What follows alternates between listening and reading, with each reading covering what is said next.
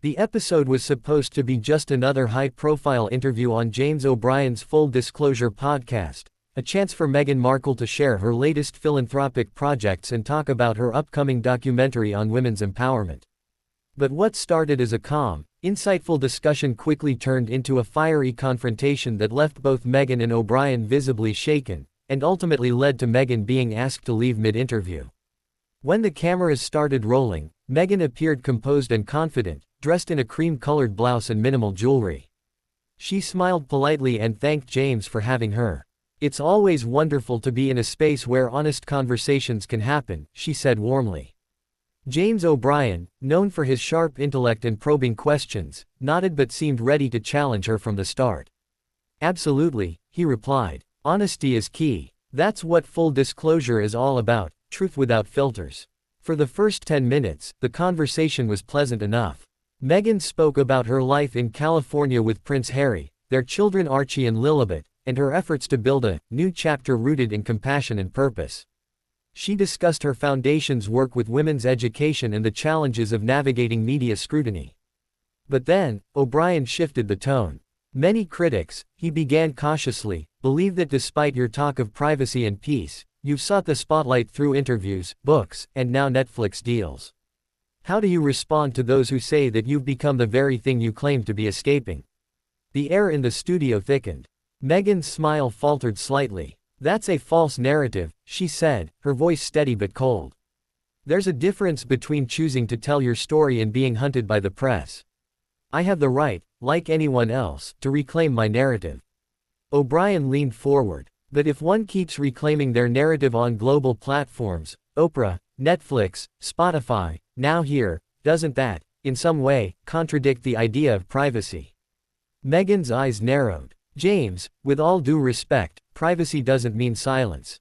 It means choice. It means deciding what parts of your life you share, not being forced to live under the microscope." James pressed further. "Yet, some might argue that constant public exposure undermines that choice. You've built a brand on vulnerability, but it's also a very profitable one. Is it really about empowerment, or is it about control of the narrative, and the money that follows?"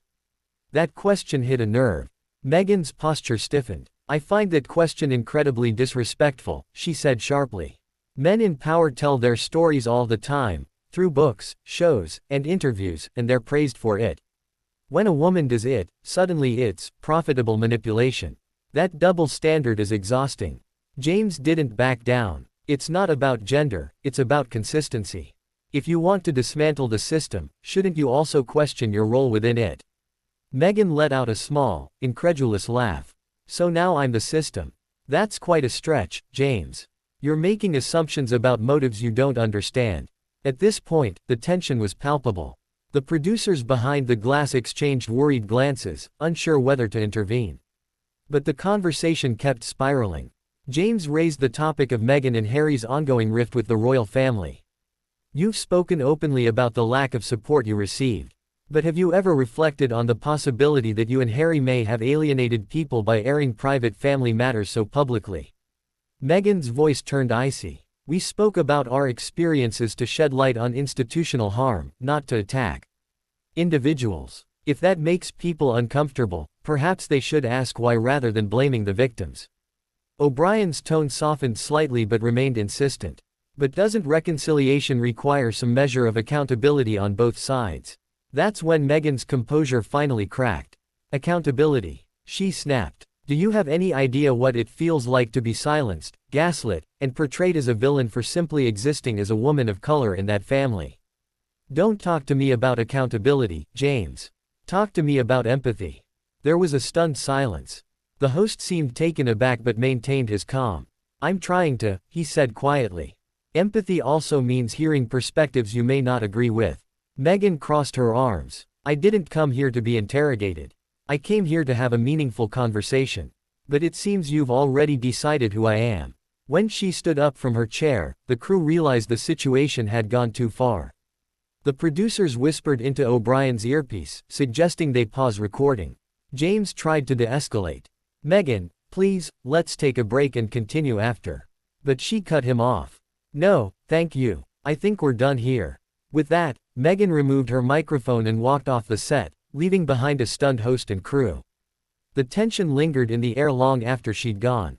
Later that day, the production team confirmed that the episode would not air in full, citing creative differences and respect for both parties.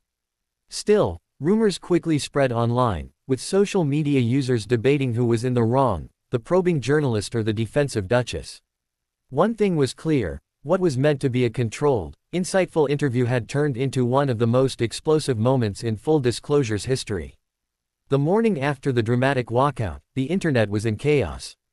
Hashtags like hashtag Meghan vs O'Brien and hashtag full disclosure meltdown began trending on X, formerly Twitter.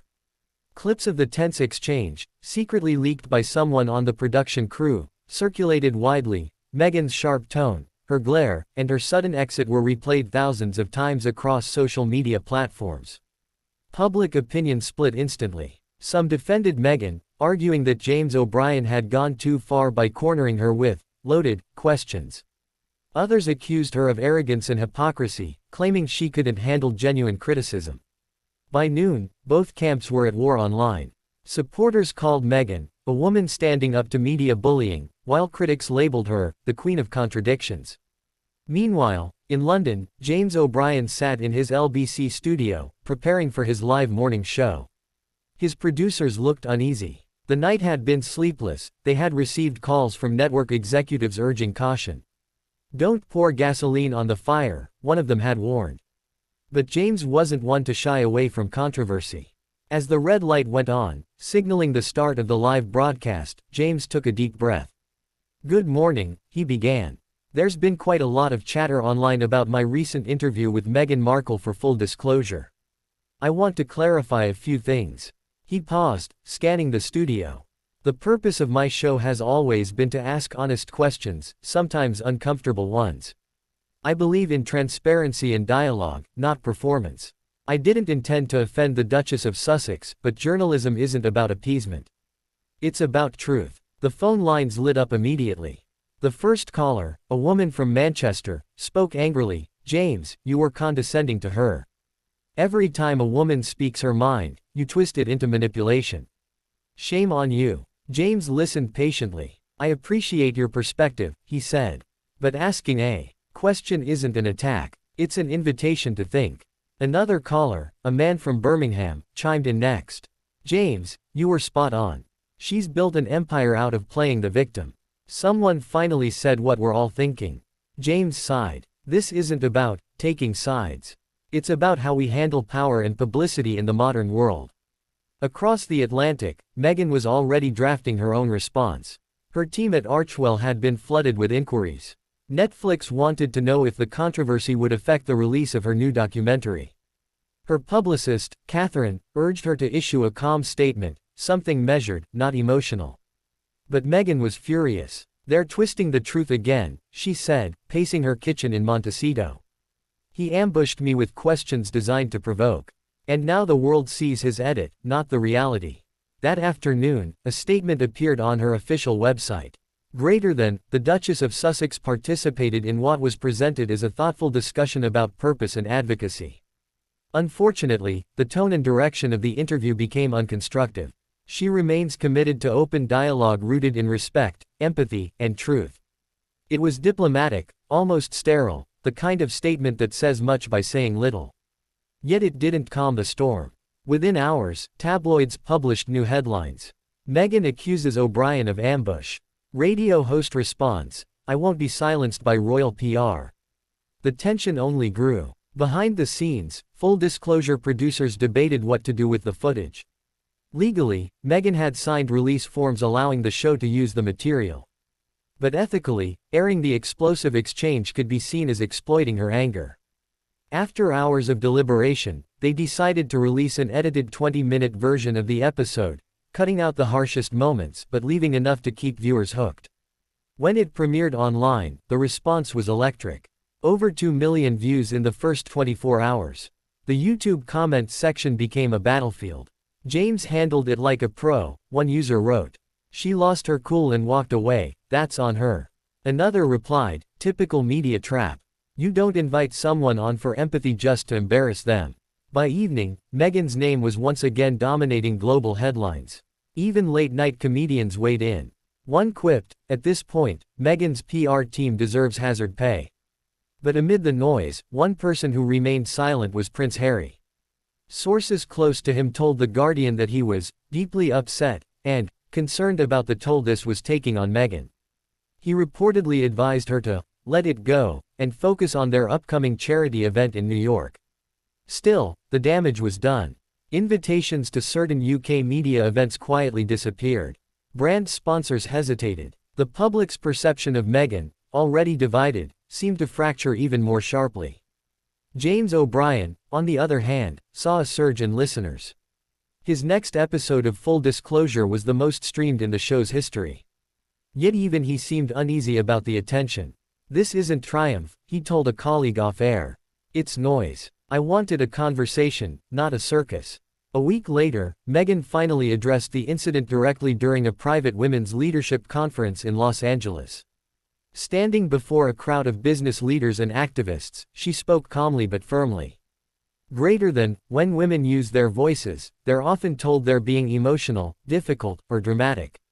But silence has never changed the world. If speaking up makes people uncomfortable, so be it. The audience rose in applause. Cameras flashed. The moment went viral once again, but this time, on her terms. As the lights dimmed and the applause faded, Meghan smiled faintly. "Maybe," she whispered to a friend backstage, "it's time to stop giving them my truth, and start living it." For the first time since that stormy interview, she looked peaceful. But in London, James O'Brien received a new invitation, from the BBC, to host a televised debate on the price of privacy. His producer grinned. "You ready for round two?" James sighed, rubbing his temples. "After Meghan Markle, I think I've had enough full disclosure for a lifetime."